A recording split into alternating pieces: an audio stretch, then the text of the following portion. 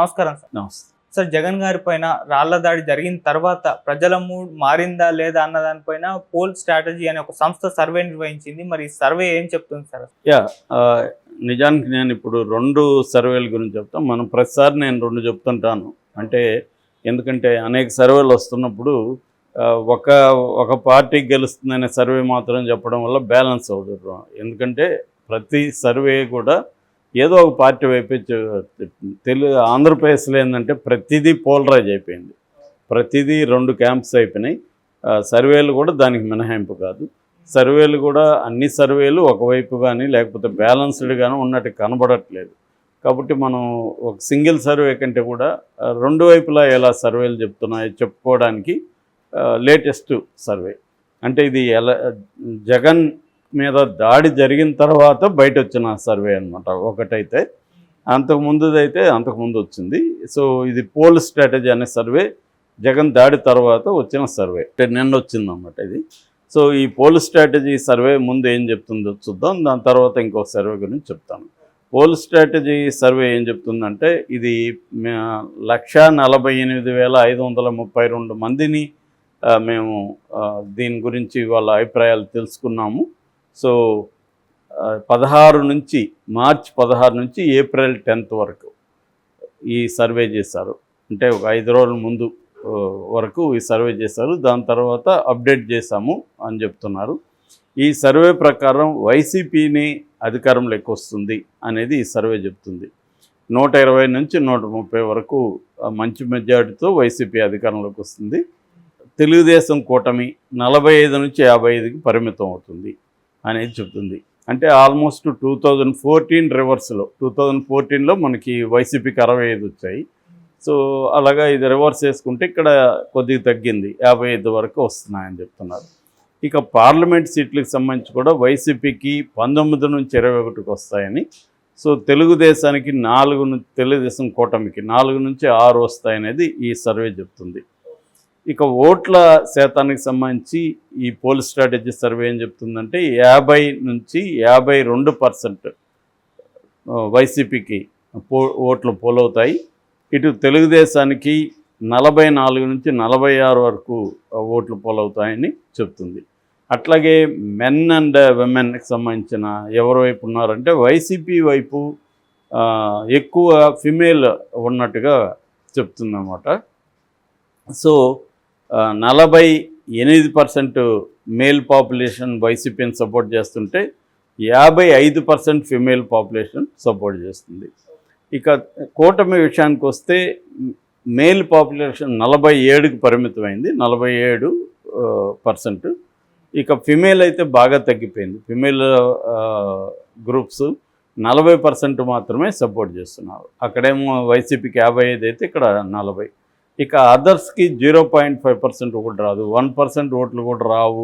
అంటే అదర్స్ అంటే ఇంకెవరున్నారు మనకి, చిన్న పార్టీలు ఉన్నాయి. అది కాకుండా కాంగ్రెస్, వామపక్షాలు కూటమి ఒకటి ఉంది.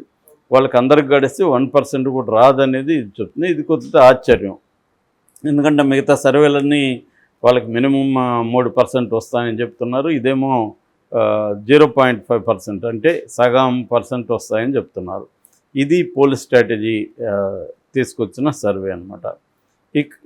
ఇక మనకి రెండవ సర్వే, అది pioneer pole strategy private limited అనే ఒక సర్వే సంస్థ.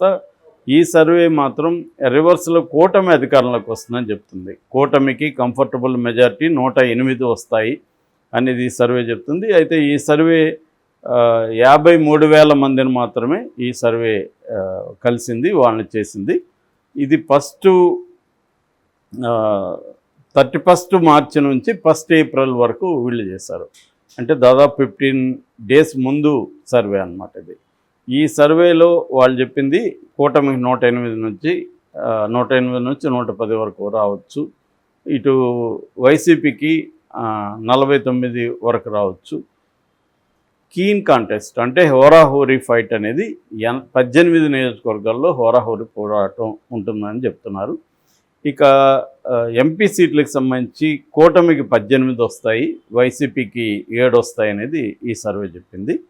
ఇక పర్సంటేజ్ విషయానికి వస్తే కూటమికి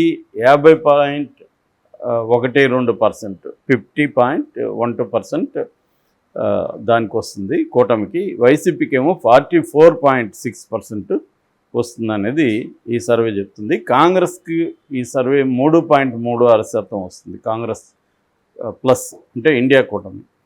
అదర్స్కి 1.96% అదర్స్కి వస్తుంది అనేది ఈ సర్వే చెప్తున్నది అనమాట. అంటే ఈ 2 సర్వేలను చూసిన తర్వాత మనకి ఎప్పట్లాగానే ఒక సర్వే తెలుగుదేశం వస్తుందని చెప్తుంది, ఒక సర్వే వైసీపీ వస్తుందని చెప్తుంది. సో అందుకనే ఏమంటే ప్రతి సర్వే కూడా ఒక 2 సర్వేలని మనం ప్రతిసారి తీసుకొని చూసుకున్నప్పుడు 2 కూడా క్లియర్గా 2 వైపులా వెళ్ళిపోయినాయి. సో ఇప్పుడు ఏ సర్వేని మనం ఎలా బిలీవ్ చేయాలనేది ఎవరికైనా కన్ఫ్యూజనే. ఎందుకంటే కనీసం దగ్గరగా ఉన్నామంటే పర్లేదు. ప్రతి సర్వే కూడా నేను గత ఎన్నికలలో నా ట్రాక్ రికార్డ్ ఏది ఇదని చెప్తుంది.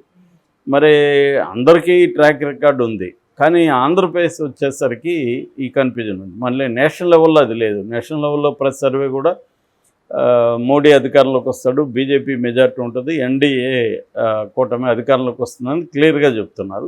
చెప్పే ఫిగర్లు కూడా ఎవరు చెప్పినా కూడా 300కి పైన బీజేపీకి వస్తాయి, 350 ఆ లోపల ఎన్డీఏకి వస్తాయి అనేది చెప్తున్నారు. కానీ అట్లాగే తెలంగాణ వచ్చేసరికి కూడా దాదాపు 95% సర్వేలు కాంగ్రెస్కి మెజార్టీ వస్తుందని, నెక్స్ట్ ప్లేస్లో బీజేపీ ఉంటుందని, థర్డ్ ప్లేస్లో బీఆర్ఎస్ ఉంటుందని చెప్తున్నారు. ఇవన్నీ బాగానే ఉన్నాయి. కానీ ఒక్క ఆంధ్రప్రదేశ్ విషయానికి వచ్చేసరికి విచిత్రంగా ఏ సర్వే కూడా బ్యాలెన్స్గా ఉన్నట్టు కనబడదు. కొన్ని సర్వేలేమో తెలుగుదేశం వైపు ఉన్నాయి కూటమి వైపు, కొన్ని సర్వేలేమో వైసీపీకి వైపు ఉన్నాయి అన్నమాట. సో మనం గతంలో చూసుకుంటే జనమత్ కానీ, పోల్ క్రిటిక్ కానీ, లోక్ పాల్ కానీ, ఆత్మసాక్షి కానీ, టైమ్స్ నౌ కానీ ఇవన్నీ కూడా వైసీపీ అధికారంలోకి వస్తుందని. అట్లాగే ఇండియా టుడే కానీ, ఇండియా టీవీ కానీ, పైనియర్ పోల్ కానీ ఇట్లా ఇంకొన్ని సర్వేలు తెలుగుదేశం కూటమి అధికారంలోకి వస్తుందని చెప్తున్నాయి. అట్లా విడిపోయినాయి. వైసీపీ వాళ్ళేమో మెజార్టీ సర్వేలు మా వైపే చూస్తున్నాయని వీళ్ళు అంటున్నారు, మెజార్టీ సర్వేలు మా వైపు వస్తున్నాయని వాళ్ళు అంటున్నారు. రెండోది ఇంకా దాదాపు 1 మంత్ ఉంది కాబట్టి ఈ 1 మంత్లో కూడా మారే అవకాశం ఉంది. ఏదేమైనా ప్రీపోల్ సర్వేలని మనం కరెక్ట్గా నమ్మచ్చా అనేది కన్ఫ్యూజన్. ఎందుకంటే ప్రీపోల్ సర్వేలు అన్నీ కానీ దగ్గర పెట్టుకొని చూసుకున్నప్పుడు మనకి 2గా అవి చీలిపోయినాయి. 2 భాగాలుగా మనం ఇది చేస్తే ఒకటేమో వైసీపీ అధికారంలోకి వస్తుందని చెప్తుంది, ఒకటి తెలుగుదేశం అధికారంలోకి వస్తుందని చెప్తుంది. అయితే గ్రౌండ్ లెవెల్లో చూసుకున్నప్పుడు అంటే మన ఛానల్ కావచ్చు, మనకున్న సంబంధాలు చూస్తే ఎక్కడా కూడా స్వీపింగ్ అయితే ఏమి కనిపించట్లేదు. సో టైట్ అయితే ఇద్దరికి కూడా ఎవరు గెలిచినా టైట్గా వచ్చే అవకాశాలు కనిపిస్తున్నట్టుగా చెప్తున్నారు. సో మరి ఎవరి వైపు ప్లస్లు మైనస్లు ఇద్దరికి ఉన్నాయి.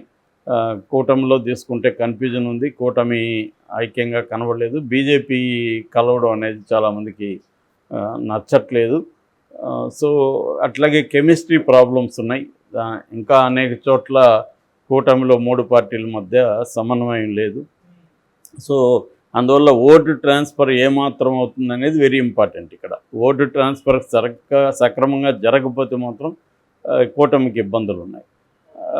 కూటమికి ప్లస్ ఏంటంటే జగన్కి వ్యతిరేకత ఏదైతే ఉందో అది చీలకుండా బలంగా కూటమి ఏర్పడింది కాబట్టి జగన్కి వ్యతిరేక ఓటు అంతా కూడా పోలరైజ్ అవుతుంది. కాంగ్రెస్కి మ్యాక్సిమం 3-4% లోపలే ఉంటుందని చెప్తున్నారు. అది కూడా కాంగ్రెస్ జగన్ వ్యతిరేక ఓటుని చీలుస్తుందా లేకపోతే జగన్ అనుకూల ఓటుని చీలుస్తుందా అనే విషయంలో కూడా అందరికీ కన్ఫ్యూజన్ ఉంది.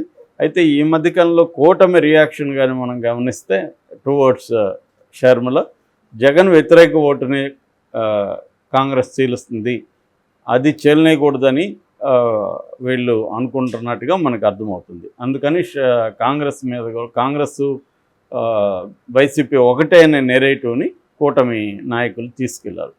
ఇటు వైసీపీకి తీసుకుంటే వైసీపీ ఇచ్చిన పథకాలు దాదాపు అందరికీ ఒక 2 కోట్ల మందికి చేరే అవకాశం ఉంది. 4 కోట్ల మంది ఓటర్స్లో 2 కోట్ల 2 కోట్ల అందరూ గొంపగొత్తుగా ఎగిపోయినా ఒక బల్క్ ఓటర్స్ అయితే వైసీపీ వైపు ఉండే అవకాశం ఉంది.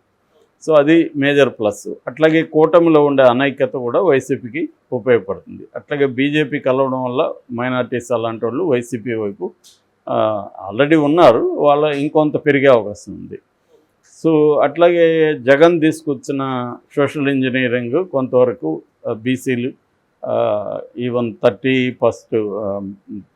31 సీట్స్ కాపులకు ఇచ్చాడు. సో ఆ రకంగా సోషల్ ఇంజనీరింగ్ కొంత జగన్కి పనికొచ్చే అవకాశం ఉంది. అట్లాగే అతనికి వ్యతిరేకమైన అంశాలు తీసుకున్నప్పుడు ఓట్లు పోలరైజ్ ఇటువైపు అవుతాయి, కూటమి వైపు వ్యతిరేక ఓట్లు. అట్లాగే అభివృద్ధి లేకపోవడం, లేకపోతే ఇన్ఫ్రాస్ట్రక్చర్ సరిగా లేకపోవడం, ఇటువంటివి పథకాల పట్ల జలసీ కావచ్చు, లేకపోతే వ్యతిరేకత కావచ్చు మిడిల్ క్లాస్లో, ఇటువంటి ఫ్యాక్టర్స్ జగన్కి వ్యతిరేకంగా ఉండే అవకాశం ఉంది. ఏదేమైనా మనకి ఎలక్షన్లు అయ్యే వరకు తెలియదు.